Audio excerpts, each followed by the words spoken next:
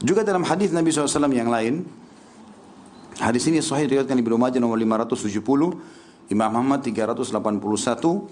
Rasulullah SAW bersabda, "Walladzi nafsu Muhammadin biyadi, la tu'addil mar'atu haqqa rabbiha hatta tu'addi haqqa zawjiha, walau sa'alaha nafsaha wa hiya ala qatabin lam tamna'hu." Demi zat, ibu-ibu, akhwat, perhatikan baik-baik, yang sudah jadi istri, yang belum menikah juga, hadis ini agung sekali, hadis sahih, hati-hati. Kalau mau lancar hubungan dengan langit, pegang baik-baik hadis ini.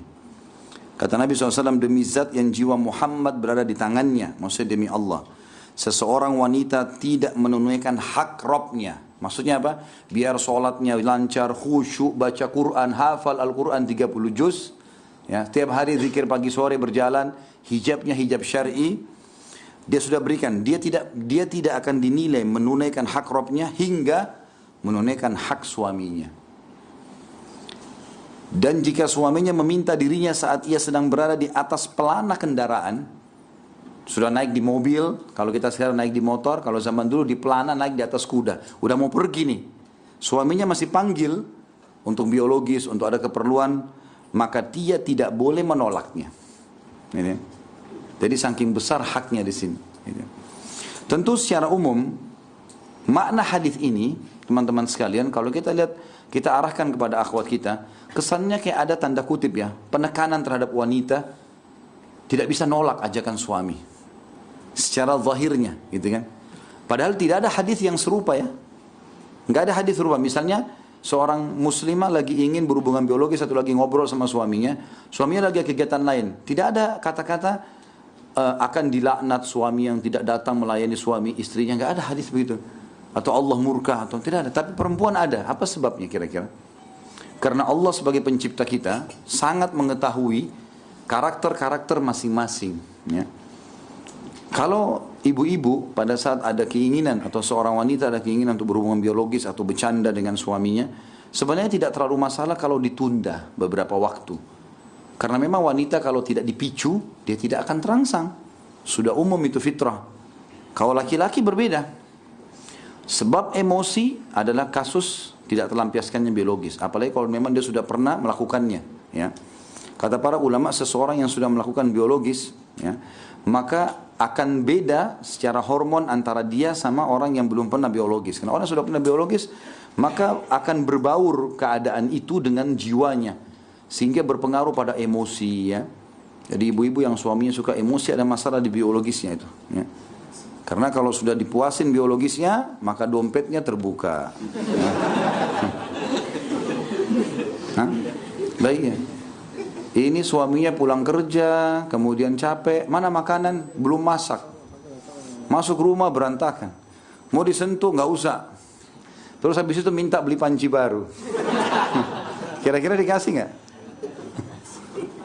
Atau minta diantar. Coba begitu suami datang, rumahnya sudah wangi, bersih, kemudian dia juga berhubungan biologis sama suaminya, pasti aman. Apa saja, oh ini, ya, mungkin belum disebut hajatnya, ya nggak apa-apa. Itu rahasia laki-laki loh bu. Saya bukain, maaf ya bapak-bapak.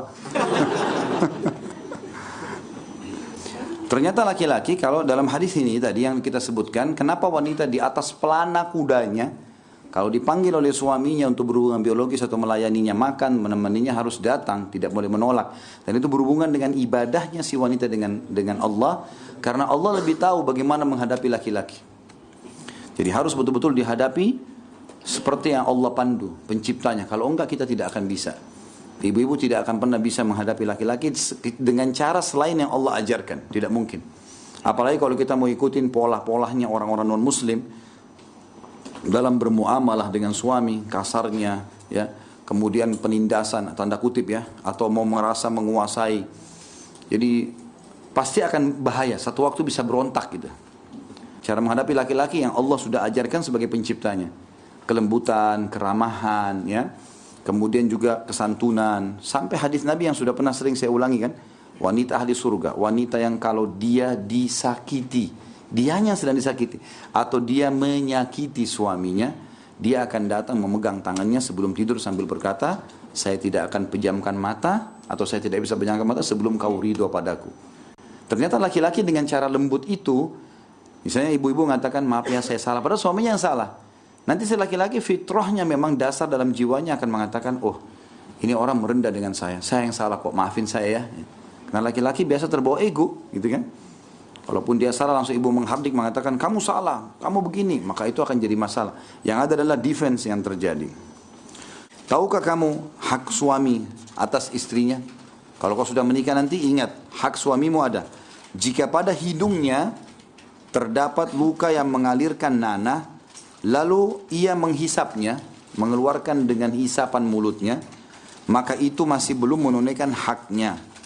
Dalam riwayat lain, kalau di dada suamimu ada luka, kemudian bernanah, dan kamu membersihkan dengan lidahmu, maka kamu masih belum bisa memberikan haknya. Artinya saking besarnya hak suami itu.